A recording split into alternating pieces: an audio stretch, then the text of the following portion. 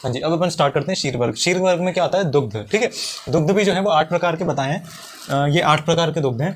गाय, भैंस, अजा यानी बकरी, कारव यानी ऊँटनी, स्त्री, आविक, आविक मतलब भेड़, एब, एब मतलब हथिनी, एक शफ मतलब होता है खुर। तो एक खुर वाले जो जानवर होते हैं जैसे गधा है, घोड़ा है, इन सब का जो दुग्ध होता है। ये 8 प्रकार के दुग्ध बताए गए हैं क्षीर वर्ग में। ठीक है, अब जो दुग्ध के गुण होते हैं वो सामान्यतः ये गुण होते हैं, वो अपन देख लेते हैं। मधुर रस होगा, मधुर विपाक होगा। ठीक है, स्निग्ध होता है, वृश्य होता है मतलब शुक्र को बढ़ाने वाला, ओज को बढ़ाता है, धातु को बढ़ाता है, वात और पित्त का नाश करता है, गुरु होता है और शीतल होता है। ठीक है, ये सामान्यतः सभी जो है दुग्ध होते हैं उनके गुण है, ये एक सामान्य गुण है।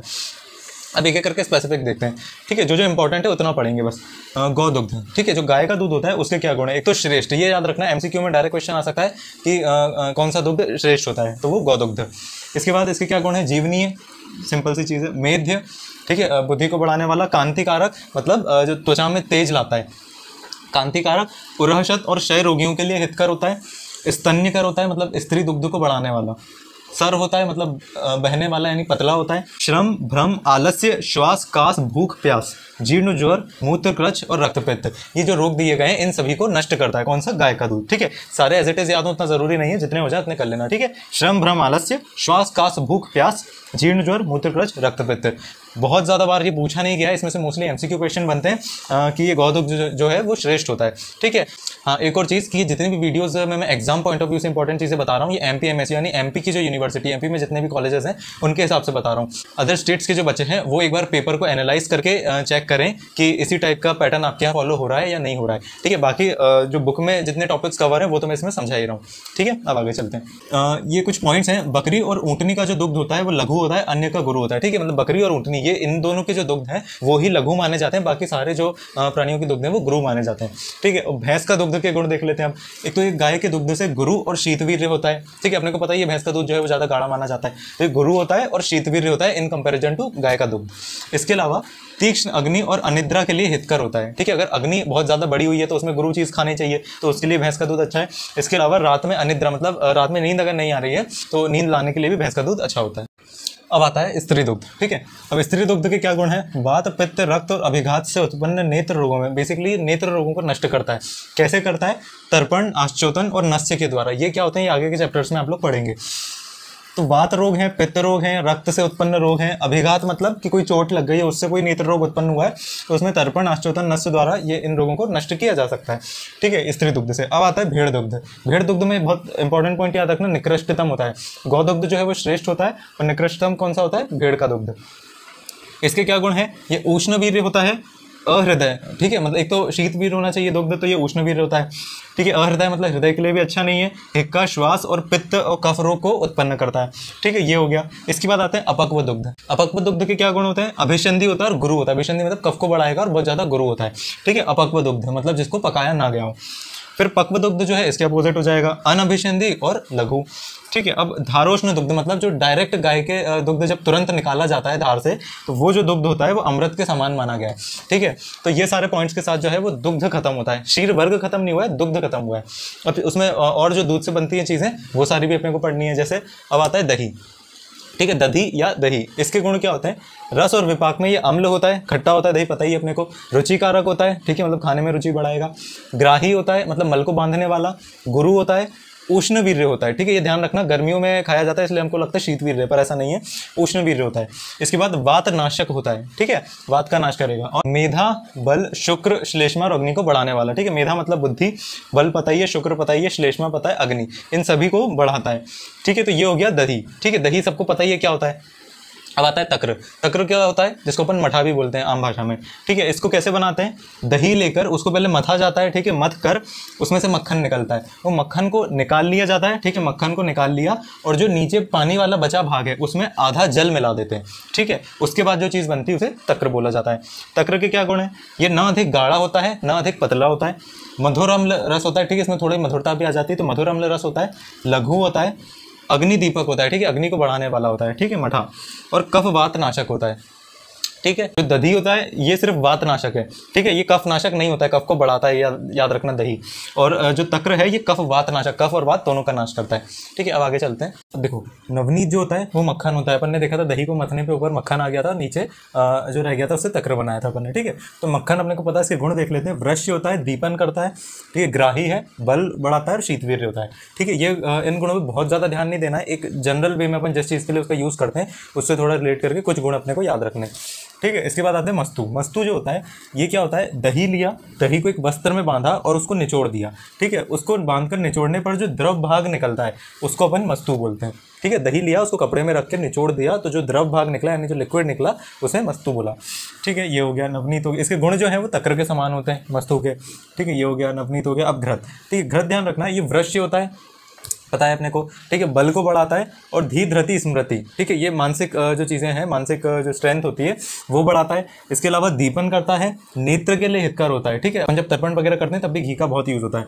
ठीक है। इसके अलावा उरहशत विसर्प इन रोगों में हितकर होता है। इसके अलावा शस्त्रघात, अगर कहीं पे कोई शस्त्र से लग गया है, घाव हो गया है या फिर अग्निदाह हो गया है, अग्नि से जल गया है, तो उस केस में भी जो है ये हितकर होता है घृत। जितने भी फैट्स हैं, ठीक है, उन सभी में जो है अपना घृत श्रेष्ठ होता है, सभी स्नेहों में घृत श्रेष्ठ होता है। अब आते हैं किलाट पे। किलाट क्या होता है, फटे दूध का घन भाग। जब दूध फट जाता है तो उसका लिक्विड और सॉलिड पार्ट अलग हो जाता है, तो वो जो सॉलिड पोर्शन बच रहा है उसको किलाट बोलते हैं, ठीक है। तो ये जो थे ये थे सारे दुग्ध के विकार। अब विकार क्या होता है, विकार अपना वो वाला नहीं है कि खराबी, अपन बोलते हैं ना कि अपने शरीर में कोई विकार उत्पन्न हो गया मतलब खराबी, पर ये विकार वो नहीं है। इस विकार का मतलब होता है वैरायटी, ठीक है। तो विकार के दो मतलब होते हैं, तो एक वैरायटी यहाँ पे यूज़ किया गया है, ये ध्यान रखना। तो ये हो गया अपना शीर वर्ग खत्म, ठीक है। अब शीर वर्ग के बाद आता है इक्षु वर्ग। इक्षु मतलब होता है गन्ना, गन्ने का देख लेते हैं। गुरु होता है, स्निग्ध होता है, वृष्य और कफ और मूत्र को बढ़ाने वाला। अब देखो स्निग्ध और वृष्य लगभग सब में आ रहे हैं, ठीक है, तो ये से कुछ कॉमन चीज़ें हो जाती हैं। कफ और मूत्र को बढ़ाने वाला होता है ये। इसके अलावा रस और विपाक में मधुर है, इसको याद करने की जरूरत नहीं है। पौंड्रक, पौंड्रक क्या होता है, श्वेत इक्षु, ये श्रेष्ठ होता है, मतलब कि जो इक्षु जो प्रजाति है उसमें पौंड्रक एक वैरायटी का नाम है, जिसे श्वेत इक्षु भी बोलते हैं हिंदी में, वो वैरायटी श्रेष्ठ होती है, ठीक है। अब आ जाते हैं इक्षु के विकार, ठीक है। इक्षु से मतलब जो जो चीज़ें बनती हैं, तो उसमें हो गया सबसे पहला फाणित। फाणित क्या है, गुड़ की वैरायटी है, ठीक है। अब फाणित भी मतलब अलग अलग प्रकार के होते हैं, उसमें से अपन एक दो देख ले रहे हैं कि अगर मान लो ऐसा क्वेश्चन आ जाता है कि धौत किस चीज़ की वैरायटी है या किसका विकार है, तो अपने को पता होना चाहिए। तो धौत जो है वो स्वच्छ गुड़ होता है और अधौत जो है वो अस्वच्छ गुड़ होता है, बस इतना याद रख लें, ठीक है। धौत और अधौत हो गया ये गुड़ की वैरायटी। अब देखते हैं पुराना गुड़ जो है वो हृदय के लिए हितकर होता है और पथ्य होता है, ठीक है, पुराने गुड़ का यूज़ करना चाहिए। जो नया गुड़ होता है वो कफ कारक होता है और अग्नि को मंद करता है, ठीक है, कफ कारक और अग्नि को मंद करेगा। अब शर्करा, ठीक है, गुड़ के बाद आगे शर्करा। शर्करा के क्या गुण होते हैं, ये शीत होती है, दाह, प्यास, वमन, मूर्छा और रक्तपित्त, मतलब पित्त से रिलेटेड मोस्टली जो चीज़ें हैं, पित्त के विकार जो हैं उनका नाश करती है शर्करा। इक्षु विकार मतलब जो गन्ने से बनने वाली चीज़ें, उनमें शर्करा श्रेष्ठ है और फाणित हीन है, मतलब शर्करा का यूज़ ज़्यादा करना चाहिए, फाणित जो है वो हीन माना गया है, ठीक है।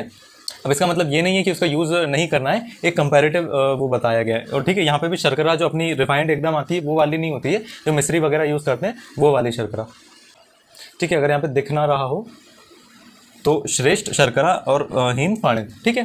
ये हो गया अपना इक्षु वर्ग खत्म। अब चलते हैं अपन मधु वर्ग पे। हाँ जी, अब देख लेते हैं अपन मधु वर्ग, ठीक है। मधु वर्ग में पहले उसके जनरल गुण देख लेते हैं मधु के। सबसे पहला और इम्पॉर्टेंट है कि नेत्रों के लिए बहुत हितकर होता है मधु, ठीक है। नेत्रों के लिए हितकर है, प्यास, कफ, हिक्का, श्वास, कुष्ठ, विष, प्रमेह, कास और अतिसार, इन सभी को नष्ट करता है, ठीक है। एक बार फिर से पढ़ लेंगे, क्या क्या है, प्यास को नष्ट करता है, कफ को नष्ट करता है, कफ अपन पता ही है सर्दियों में खाते हैं अपन, ठीक है, सर्दी वगैरह हो जाती है जब। हिक्का, हिचकी आ रही उसके लिए अच्छा होता है।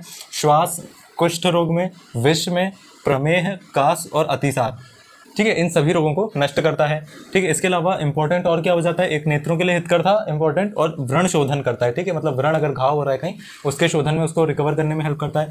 संधान, संधान का मतलब होता है जॉइंट करना, जोड़ना, तो कहीं अगर फ्रैक्चर वगैरह हो गया है, कोई चीज़ टूट गई है, तो वो संधान कर्म में भी ये हेल्प करता है मधु, ठीक है। रोपण कर्म,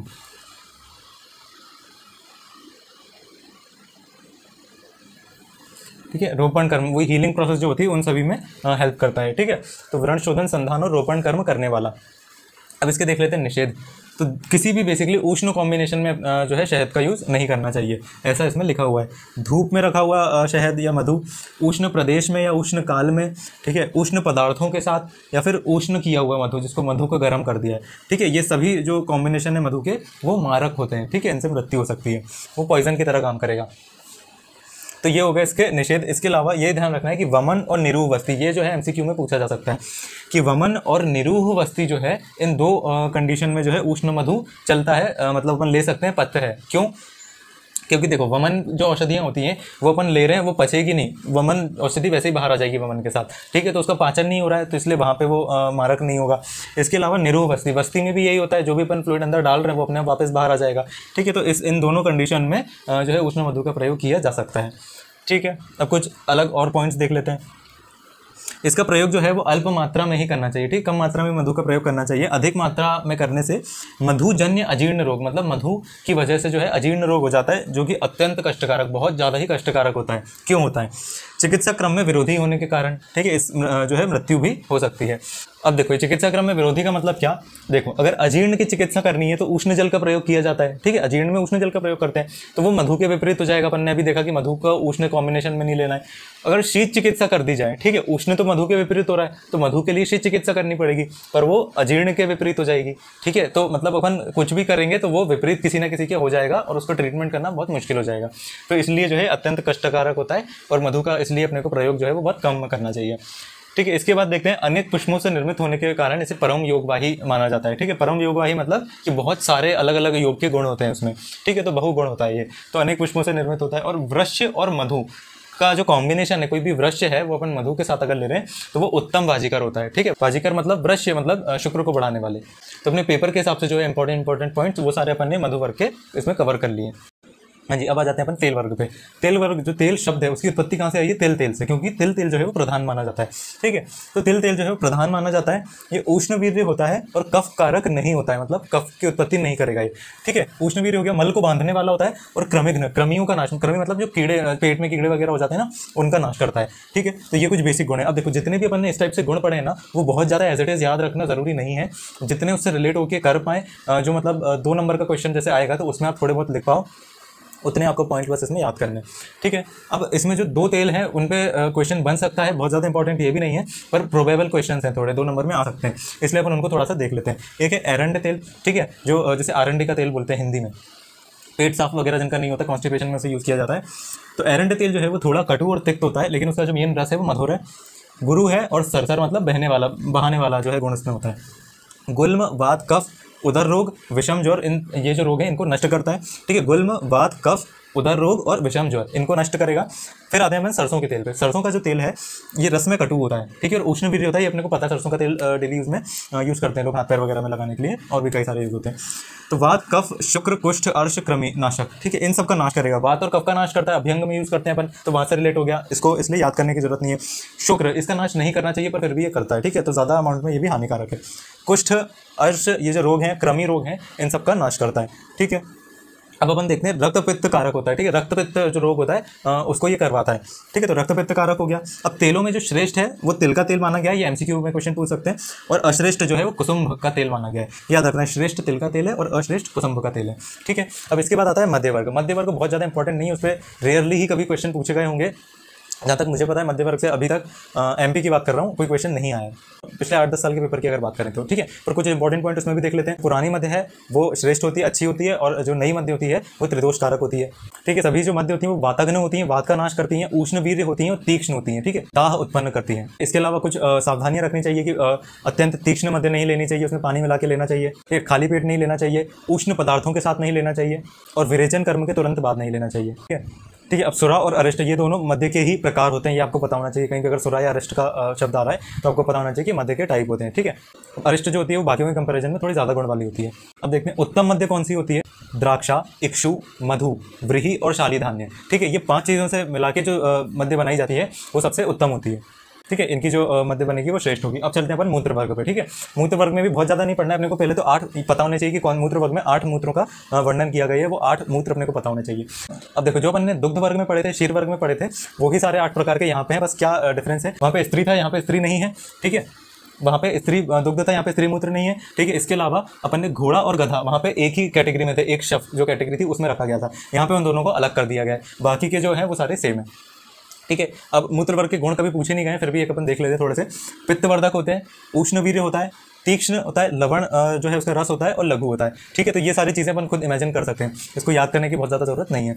अब देखते हैं कृमि रोग, उदर रोग, अनाह, शूल, गुल्म, पांडु, वात और विष विकार, ये सारे जो विकार हैं इनको नष्ट करता है। इनको आप 3-4 बार पढ़ लेंगे, जितने याद रह जाएं उतने अच्छे हैं, ठीक है, बहुत ज़्यादा इसको लोड देने की जरूरत नहीं है। उत्तम जो मूत्र है वो याद रखना, गौ का मूत्र, जो गाय का मूत्र होता है उसे उत्तम माना गया है, ठीक है। और मनुष्य का मूत्र जो है वो विषग्न होता है, ठीक है। ये दोनों जो है एमसीक्यू के क्वेश्चन बन सकते हैं, ठीक है। तो इसके साथ आपका जो पूरा 5th चैप्टर है उसमें जो जो भी कुछ एग्जाम पॉइंट ऑफ व्यू से इंपॉर्टेंट है वो सारा हमने कवर कर लिया है इस वीडियो में। इससे बाहर जाने की प्रोबेबिलिटी बहुत कम है। तो आई होप आपको वीडियो पसंद आई होगी, और पसंद आई हो तो आपको पता ही आपको क्या करना है, लाइक, शेयर और सब्सक्राइब करना है, ठीक है। याद है ना, ठीक है, याद रखो। तो मिलते हैं फिर नेक्स्ट वीडियो में।